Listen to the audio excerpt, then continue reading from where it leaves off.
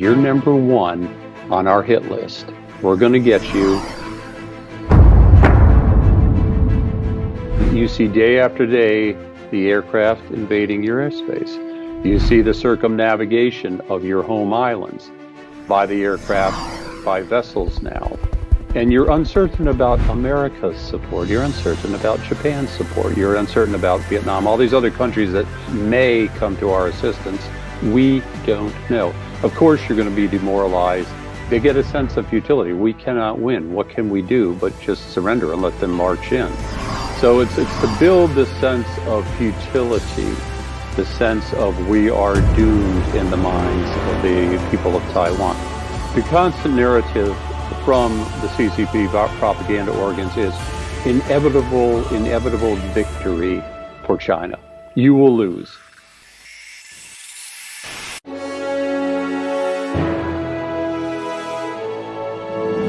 Welcome back, everyone. The Chinese Communist Party is moving forward with its plans to overtake Taiwan. This is something they've been planning for a long time. Now they're advancing these policies according to recent reporting. Now, to learn more about what's really happening, this unseen war taking place through political warfare and other means, we've invited to speak with us Kerry Gershanik. He's author of the book, Political Warfare, Strategies for Combating China's Plan to Win Without Fighting. And Kerry, real pleasure having you on Crossroads. Thanks for having me, Joshua. So I guess just first off, can you explain to us what political warfare is? And, this sounds foreign to a lot of people. What is it? And, why should the average American care about the idea of Chinese political warfare?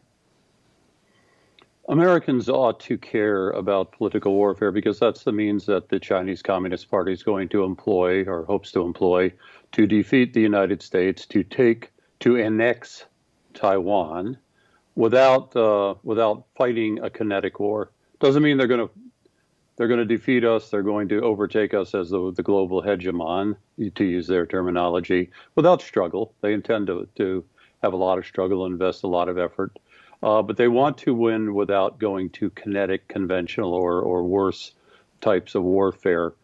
And so their approach is to divide and conquer us through subversion, through infiltration, through buying media, through media warfare, through psychological warfare, through legal warfare called lawfare, the three pillars of their political warfare, demoralize us, divide us, use their term, disintegrate us, so that we collapse without them having to send in tanks, bombers, and a lot of infantry and naval vessels, which they are preparing to use if political warfare fails.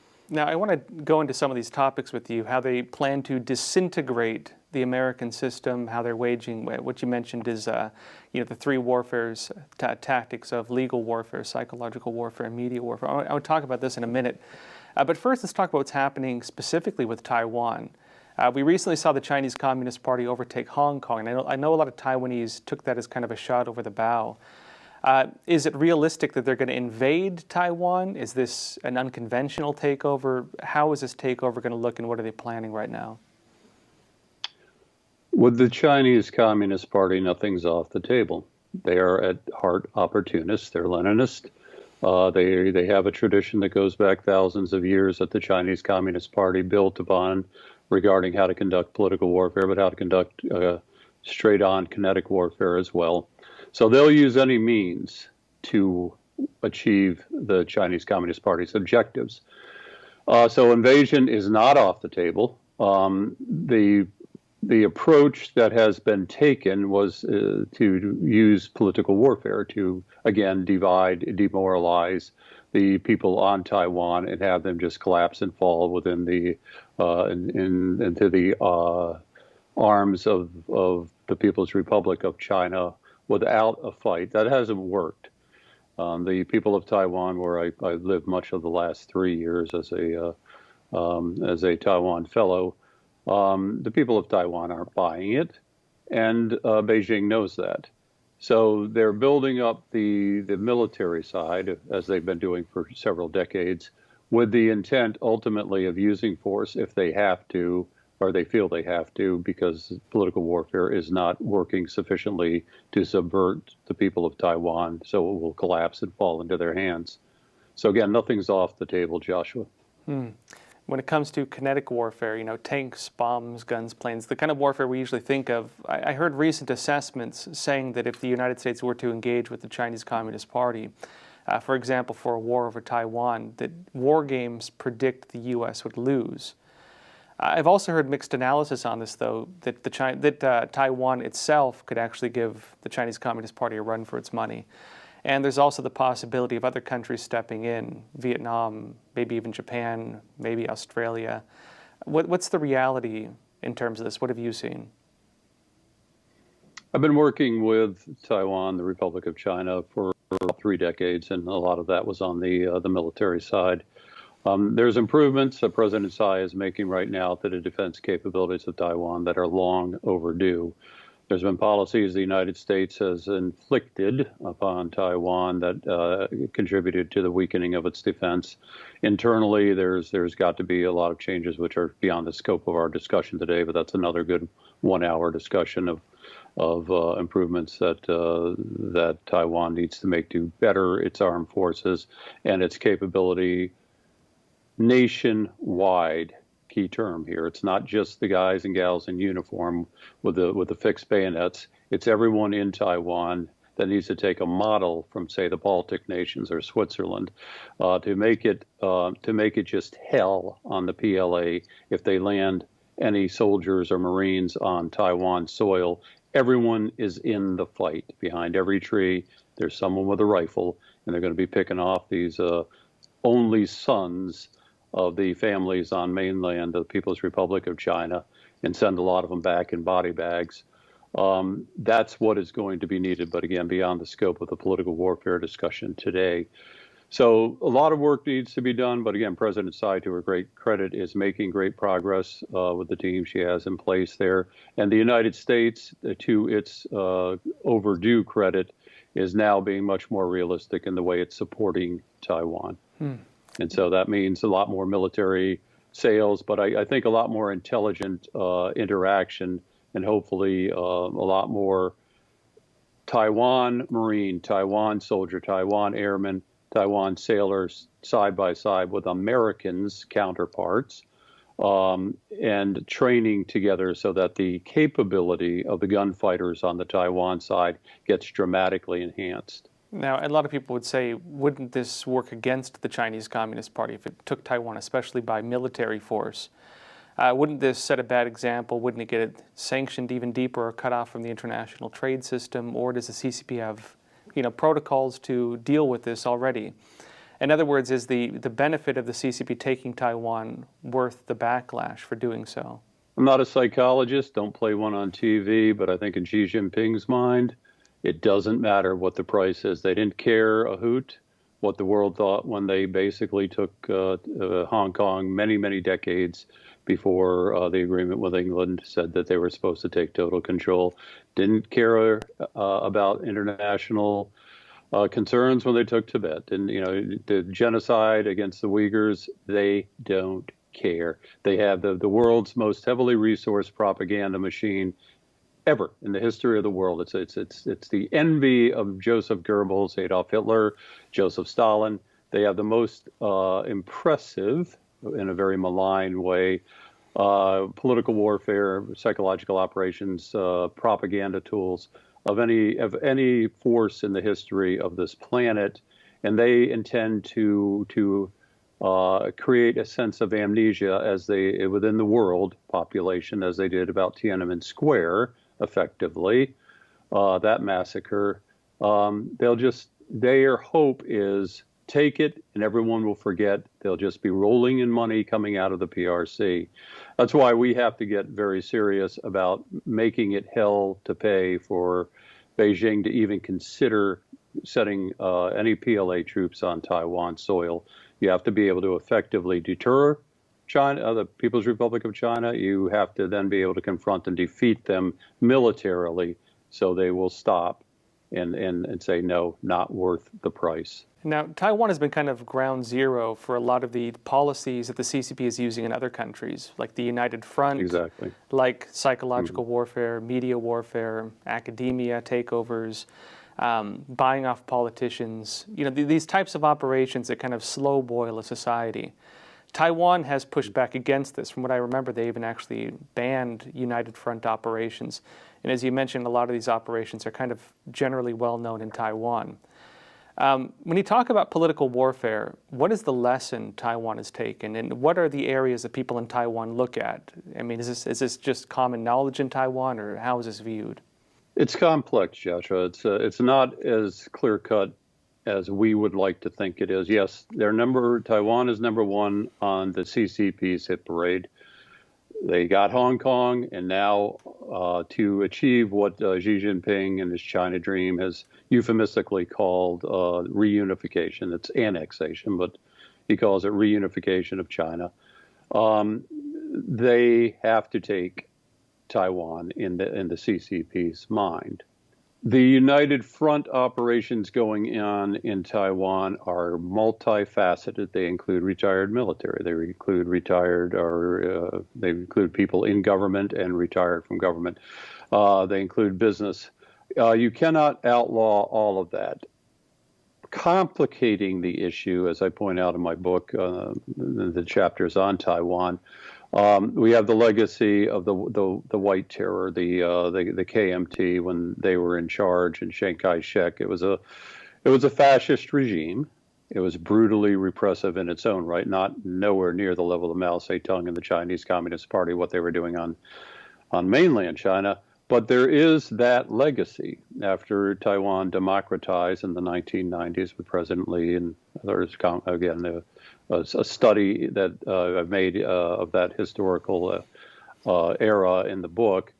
After that democratization, there was a bearing of the national soul about what happened. And so in some sense, there was an overreaction to that period of fascism and repression.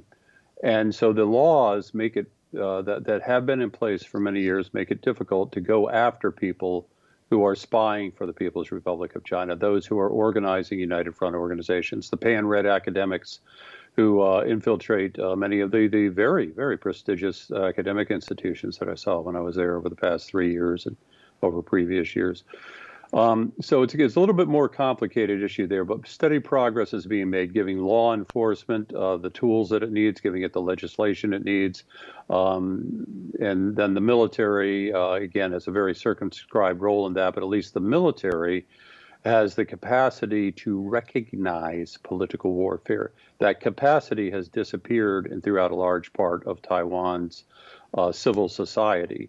But at least the military, to its credit, has a cadre of personnel and a college, Fuxing College, where they do focus on PRC political warfare. So there's capacity within Taiwan, but it was repressed, and it's now they're slowly tapping into that capability to build a comprehensive strategy for dealing with PRC political warfare. Now, you mentioned something earlier, which is this idea of this disintegration strategy they're using against the United States and how it relates to political warfare. What is this disintegration strategy? How does this work? Disintegration means you divide a country. In Taiwan, you fund certain groups that are attacking other groups. You get the focus of America on internecine warfare. We're focused on denigrating other groups in our country. We're in bitter conflict internally. Hence, because of this bright, shiny bauble that is put up to us off to the side, distracting us, we're not paying attention to what the PRC is doing, whether that's through campaign interference, election interference, whether that's buying off, coercing, intimidating our Major League Baseball, our National Basketball Association, our major hotel chains.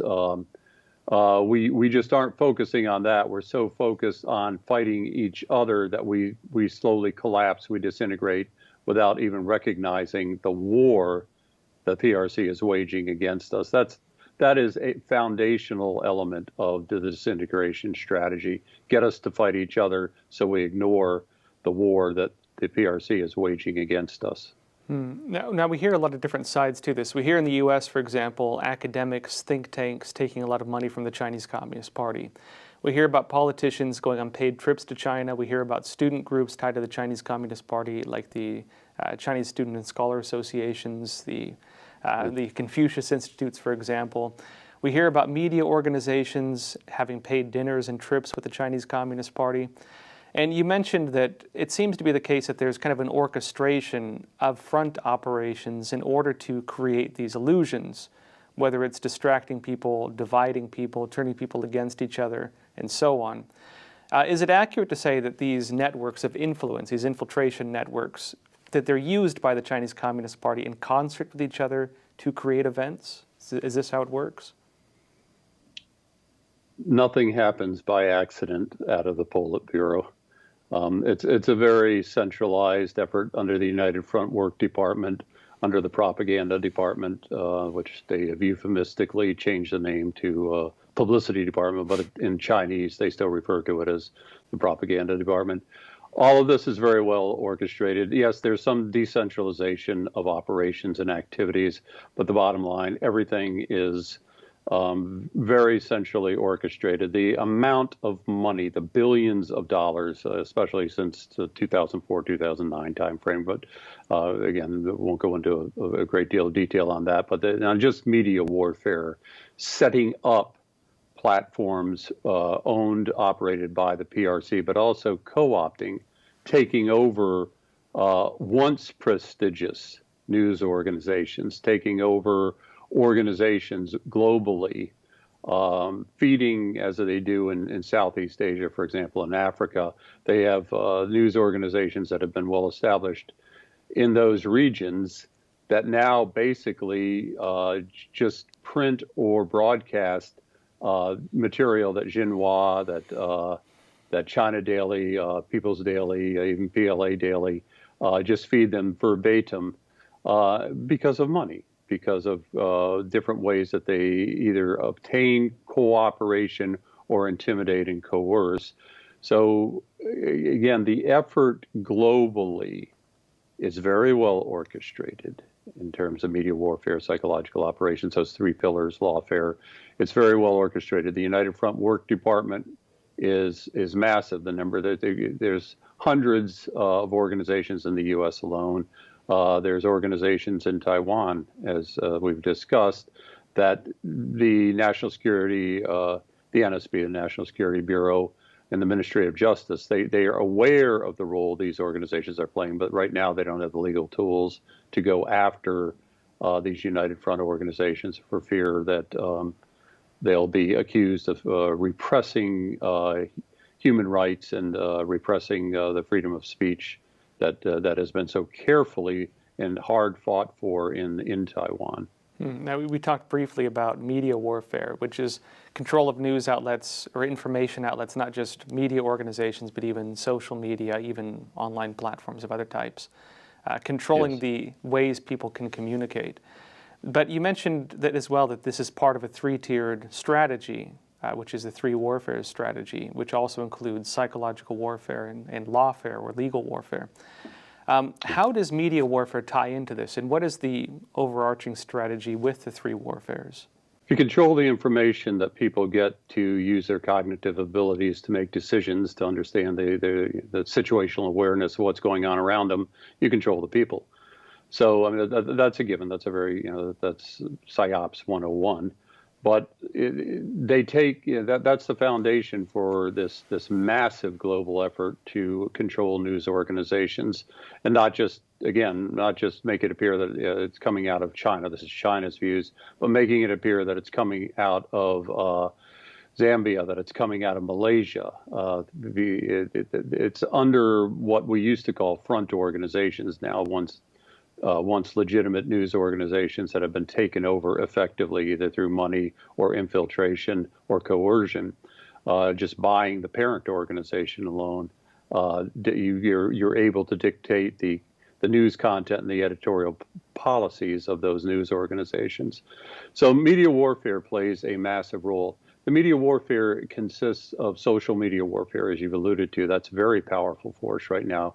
They intimidate through their social media warfare and their so-called netizens, millions of so-called netizens and their cyber army and the strategic support force, the PLA strategic support force. There's hundreds of thousands of people dedicated to just going online and having avatars or pretending they're somebody they aren't online and attacking critics of the People's Republic of China and it's disseminating PRC propaganda and support for those organizations that support and enable the PRC. So there's a very massive effort in terms of manpower, in terms of finances, in terms of facilities going on around the world. Now, you mentioned the strategic support force. Now, going back to the Obama administration, everyone might remember Unit 61398, the group of Chinese hackers who were breaching Google and other sites. A lot of those organizations were reorganized, I understand, under Xi Jinping later on. One of the reorganizations of these operations was the Strategic Support Force. And, you know, the old writings about General Staff Department, 3rd Department, which is Signals Intelligence, or 4th Department, Electronics Intelligence, 2nd Department, Human Intelligence, were put into this new Strategic Support Force. But, you know, for a lot of people, these are just empty and strange words. How would you explain the Strategic Support Force, and how does this relate to these netizens? The social media warfare that the PRC is able to conduct consists of again, there's a netizen element, the hyper-nationalization of the Chinese people by the Chinese Communist Party means that there's a lot of people who actually believe what they're putting online when they go on, the so-called netizens, the citizens who are out there posting their opinions. A lot of it, though, is contrived. A lot of it is people who are paid, the 50-cent army, they're paid so much for every posting that they get in support of the PRC's policies, objectives, propaganda operations. So that's the civilian side of it. The military side has its own audiences that it's aiming for. It has its own goals and objectives. A lot of it aimed at external military forces, but also in the case of the Strategic Support Force, the PLA does play a big role, say, in trying to undermine, to subvert and demoralize Taiwan. So these part of the Strategic Support Force is dedicated to the frontline effort against Taiwan. Again, a lot of the others are, it's global. So you have the political warfare component under the Strategic Support Force supporting the Chinese Association of Friendly International Contacts. That's the organization that subverts American retired admirals and generals, that co-opts them so they will write editorials in prestigious American newspapers calling for cutoff of arms sales for Taiwan, for example, or they'll advocate for America to step back from its aggressive activities by naval surveillance aircraft or other activities that supposedly injure the feelings of 1.4 billion Chinese people. You have retired admirals and generals of the U.S. Armed Forces doing that because of KFIC and how effective it was in co-opting them. So that's a brief overview of some of the work that the political warfare component of the Strategic Support Force provides to the CCP. You mentioned as well the idea of demoralization. I understand that this was part of the Soviet-era strategy of ideological subversion, which was kind of the first stage of overtaking a country through unconventional means, through subversion, getting into the institutions and transforming it. You're suggesting the Chinese Communist Party is also carrying out demoralization operations. Can you explain to our audience what demoralization is and how the Chinese Communist Party is doing this? Joshua, at the beginning of our conversation today, you talked about the effort against Taiwan by the PRC. A large part of that effort recently, especially since the re-election of President Tsai, has been a large uptick in the aviation, the People's Liberation Army Air Force and Navy aircraft that have been going into Taiwan's airspace and stressing the air defense capabilities of Taiwan. That's a psychological operation against the people of Taiwan and the military the military personnel every bit as much as it is a preparation for a real attack in case Xi Jinping is foolish enough to order that.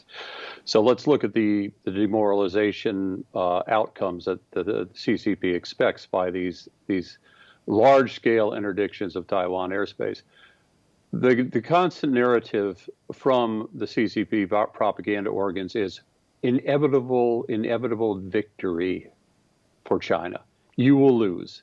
Stand against us, you will lose. Stand with us, support us, and you'll be on the victory train.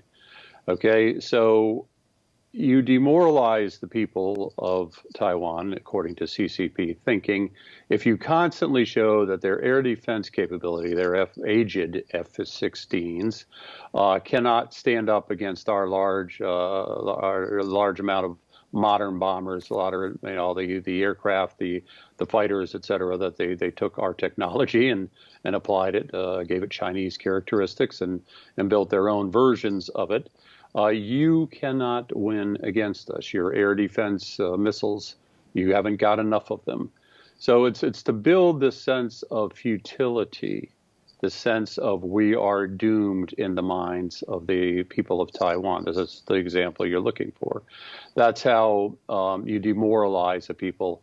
So you wind up with people whom I've met, and I've had conversations with very good people in Taiwan, but they get a sense of futility. We cannot win. What can we do but just surrender and let them march in? Most other people, to their great credit, there are built.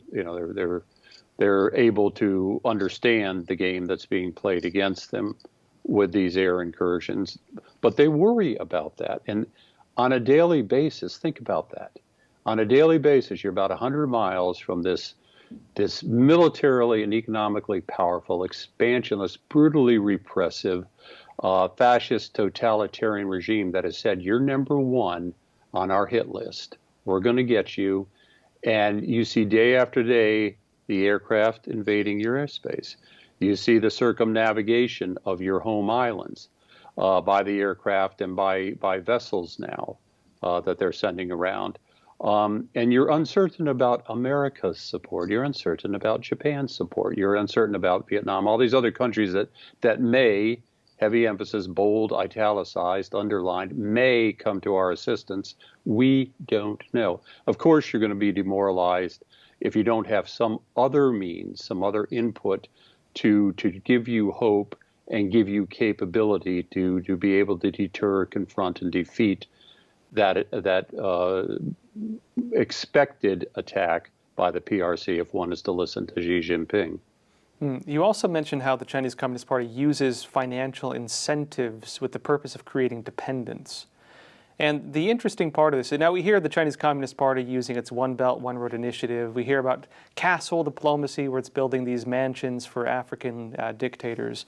We hear about the CCP going and making deals with different countries' leaders and getting the countries themselves into debt traps and making deals that only benefit the leaders of the country. And we also heard, for example, Di Dongsheng, a member of Xi Jinping's Brain Trust, give a video-recorded speech talking about how the Chinese Communist Party controls American politics through control of finances.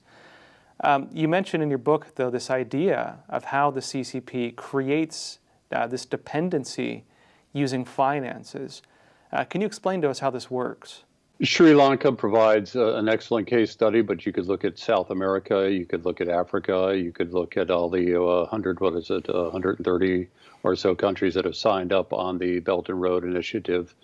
How the PRC comes in, they offer all these wonderful infrastructure development loans, and all you have to do is give us, in the case of Laos, when they're building, offering to build the rail system for Laos, and they even made this offer to Thailand. Yeah, we'll build it, and but we get all the land on either side up to a certain number of meters out. That's sovereign territory of China. Okay, so those are simple examples. Again, Sri Lanka provides a classic example of we'll build this port that you don't need. That there is no study, economic feasibility study, maritime transport study. Nothing says that you will ever need a port of the size that we're going to help build you. but we'll loan you the money, then we'll build the port. And then when you cannot pay it back, it's just totally foreseeable you'll never be able to pay that back, we'll renegotiate and take control effectively of that port on a 99-year lease. These are simple examples of what General Spalding, who former our National Security Council member or senior member of the National Security Council, called infrastructure warfare. That is the Belt and Road Initiative. You see these examples in Central Europe as well, where the elites are bought off. We call it elite capture. We'll pay you so much under the table. We'll make sure your sons and daughters, your princelings of Eastern European countries, similar to the princelings and the princesses of the People's Republic of China, we'll take care of them. Meantime, you just sign away your country's sovereignty, you sign away your country's economic interests to the PRC, and all will be good, at least for you personally, maybe not in the long term for your country. So this is how this is in small measure how this economic co-option, this elite capture works. Belt and Road Initiative, again, is a massive united front operation. It is a massive political warfare operation, every bit as much as it is the camel's nose under the tent for the People's Liberation Army Navy, the PLAN, to have basing operations support globally. Now, you mentioned the idea of this elite capture, and I've heard under the Trump administration some of the policies they had designating some of the United Front Work Department organizations, some of the front groups, as foreign missions of the CCP. The description of the United Front as an operation meant to basically control the elite of a society.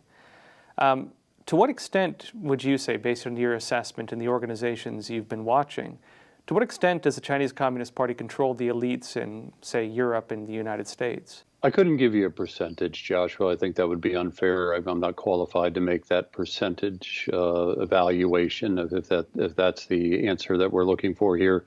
What I can say is that if you do a pattern analysis, if you look at what we ignored as a nation out of naivety, out of willful ignorance, whatever the reason, what were we ignoring about the People's Republic of China military buildup, about their expansionist, their goals worldwide, about the brutally repressive, genocidal, fascist and totalitarian nature of the People's Republic of China and the Chinese Communist Party? You have to remind people it's the party state. There's no distinction between the Communist Party and the People's Republic of China, the state. It's a party state organization. What did we ignore, and why did we ignore it? All these trends were obvious years ago. As I point out in my book, many in our senior Department of Defense, Department of State, the key people, National Security Council, under various administrations, chose to ignore that. Medeiros, who worked for Obama at the NSC, would say, well, we can't really pursue these issues because we need China's help with North Korea, or we need their help with Iran, getting a deal with Iran. The reality is we ignored it. And that was criminal negligence. So when you ask what's the degree of capture, I would say maybe that's not the right answer. Is look at what we failed to do when the evidence was there for us to act upon it. Look at the good people like U.S. Navy Captain James Fennell, who was the leading expert in the U.S. Navy on the People's Liberation Army Navy, and what they were doing, what China was trying to do globally.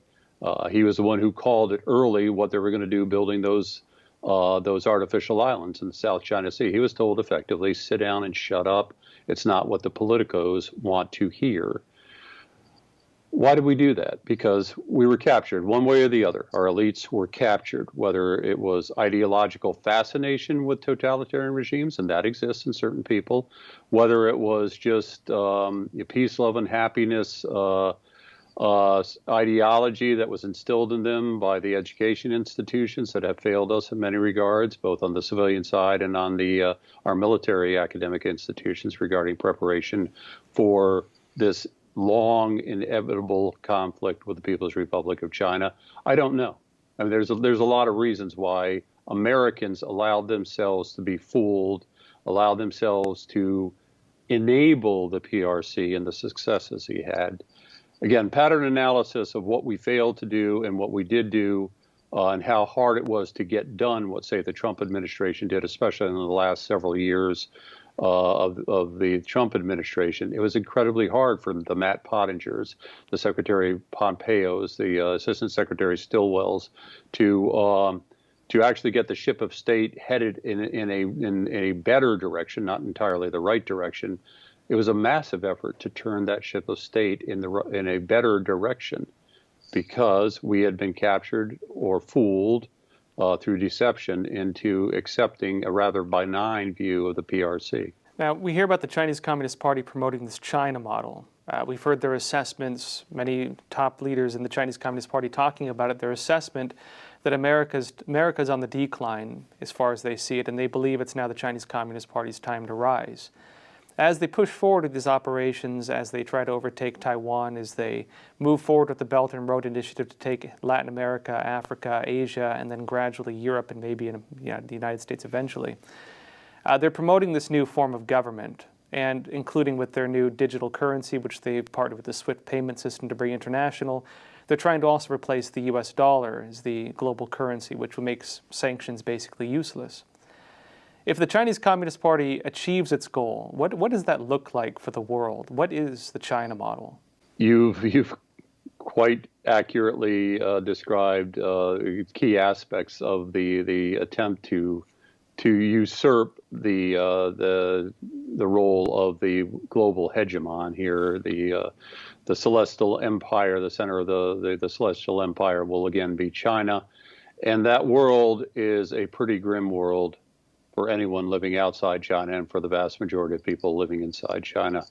The China model that is being sold is more insidious than most Americans understand.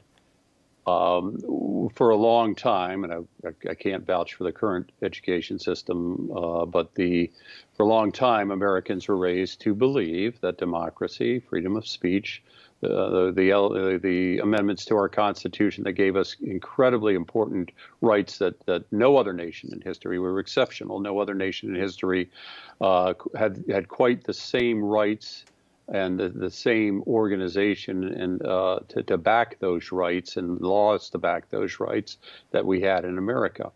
That we held up as the shining city on the hill for the rest of the world. And we were good for a period of time at displaying the virtues of America despite our faults.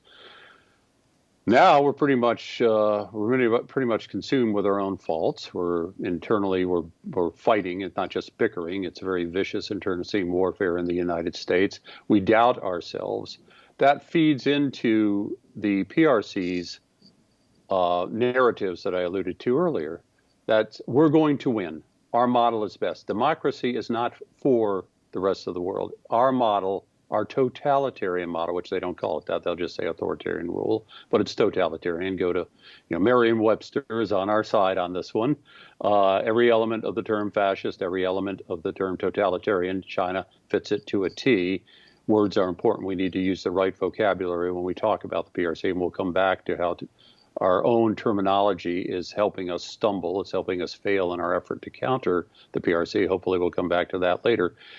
The point is, though, that the PRC is selling its totalitarian model as the most efficient, as the way to bring your masses out of poverty. Well, it's bringing the elites out of poverty, certainly the ones they're buying off and paying. And so that for many countries, from the elite's perspective, hey, that's great. We don't care about the rest of the people anyway. We're going to get rich off this. And so the concepts we were raised to believe in no longer have resonance because the China model shows you the path to wealth. and to hell with human rights, to hell with the rule of law, to hell with everything that the UN was set up to achieve, what the U.S. Constitution and many other constitutions based on the U.S. Constitution and the post-Westphalian rights and the Magna Carta and all those other precedents for our Constitution, to hell with all that. It's the totalitarian model because we get rich from that. And we have unchallenged power as the elites in Africa, as the elites in Central Europe, as the elites in other continents. We will have unchallenged power because the PRC will give us the technology and the knowledge how to retain that power under their totalitarian China model. Now, just last question. You mentioned, of course, the altering of language and the importance of using correct terminology. On this, do you feel there's anything we missed that you think is important to mention? And also, facing this whole scene, how do we not get demoralized? What can we do about this? Thank you for opening up the question of terminology. We stumble in the fight against the totalitarian CCP because we have way too many terms that we use to describe what they're doing to us. I have a chapter in the book devoted simply to terminology that's used. It's overwhelming. It's dizzying the number of terms that we have. We use public diplomacy. We use psychological operations. We use soft power. We use hard power.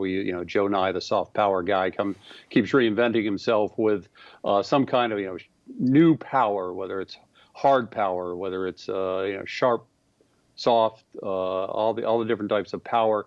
People get consumed and they delve into one aspect of that. I'm a diplomat. I do public diplomacy. Maybe I do public affairs, but I don't get involved in those other aspects. Everything else that's being done, I guess, maybe I'll deal with coercive diplomacy, the term that's been used here recently, especially with the wolf warrior so-called diplomacy of the PRC so-called diplomats. But we have this overwhelming array of terminology, which makes it easy for lazy bureaucrats or the uninitiated to say, I'm just going to do 2 out of these 25 terms because, I'm overwhelmed with my daily bureaucratic workload and I don't want to really, delve into that. Or I just conceptually, I can't tie it all together. A good general, a good admiral, a good military commander thinks combined arms warfare. You don't just fight with the ground forces, the infantry. You don't just fight with tanks. You don't just fight with cruisers and aircraft carriers or bombers alone and fighters. You tie it all together. It's like a symphony orchestra. You got to be good at that, though. You got to be a symphony conductor, and a good military commander knows to tie all those elements together. Same thing in political warfare. It is warfare. It's the term the PRC uses in what they're doing against us. So let's just call all this what the PRC calls it. They say they are at war with us, Joshua. Let's believe them. Okay? Let's use that term to cover all the large array of terminology that I go into in my terminology chapter in the book. It covers everything. Makes it so much easier as a policymaker, as an elected official, to conceptualize then, how do we detect it? How do we deter it? How do we confront it? How do we defeat it? You can't do that if you don't get the terminology right. A large part of what I focus on in my book, and incidentally, if you have not seen it, it's available for free. Don't buy it on Amazon. The people that are selling it are bootleggers. It's they're making money off people. It's a free book. You can download it. In the book, I put a great deal of emphasis on education, Joshua. So what you're doing the Lord's work here on Crossroads. Kathy Hay and her great team of other journalists at Epoch Times. You're doing great work. You're on the front line of this battle because a large part of it is just getting an American public, which at the end of the Cold War, back in the early 1990s, that's 3 decades ago, Joshua, that's longer than some of your staff have been on planet Earth. That's a long time that we stopped teaching about enemies who use political warfare against us. It's been a long time that we stopped teaching our military leaders, our elected officials, our news media moguls, our entertainment moguls, our business and industry leaders about those nations that want to destroy us and how they employ political warfare against us. We did a good job in the Cold War. We stopped it after the fall of the Berlin Wall and the end of what we thought was the end of the Cold War in the early 1990s. Education is key. So what you're doing, what Kathy and her great journalist compatriots over at Epoch Times are doing, what everyone else is doing at Jamestown Foundation, at Project 2049 Institute, for example, more and more organizations now are engaged in this information battlefield, in this ideological struggle. So the more we can encourage that, the better we can educate the American people, the easier it will be to get our own government to take the proper steps to, again, detect, deter, confront, and defeat the PRC political warfare existential threat that we face. Hey, Kerry Gershanik, real pleasure having you on Crossroads. Thank you.